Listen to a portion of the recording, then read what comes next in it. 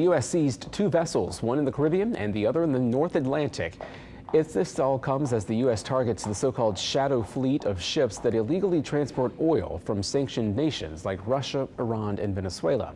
The move follows, of course, the capture of Venezuelan leader Nicolas Maduro last week and claims that the U.S. also wants to control Greenland. CBS's Natalie Brand has the details from the White House. U.S. forces this morning seized two tankers linked to sanctioned Venezuelan oil. An operation in the Caribbean captured the Sophia, and a separate one in the North Atlantic secured the Bella One. Understand, they are not generating any revenue from their oil right now. They can't move it unless we allow it to move, because we have sanctions, because we're enforcing those sanctions. The U.S. had been tracking the Bella One from the Caribbean since December. The ship is now known as the Marinera and claims to be sailing under a Russian flag. Literally got out a bucket of paint, painted a new flag on the side, said we're no longer a Venezuelan vessel, we're something else, right?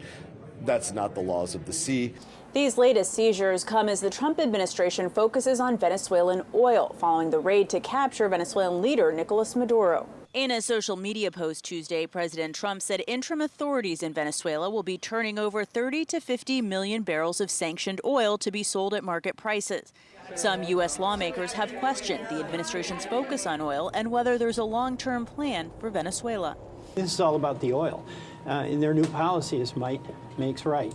If we want it, we'll get it, and we'll use our military to accomplish that. Trump administration officials are briefing all lawmakers on the Venezuela raid today and also facing new questions about claims the U.S. wants to take over Greenland. There are still so many unanswered questions. I hope we get some answers today. White House Press Secretary Caroline Leavitt said the president is discussing a range of options, and utilizing the U.S. military is always one of them. The U.S. always has military options for everything. I think it's a general statement. I think with Greenland, it's very clear that we are working on their diplomatic channels. Sources tell CBS News that Secretary of State Marco Rubio, during an earlier congressional briefing, said President Trump would buy Greenland, not take it by force.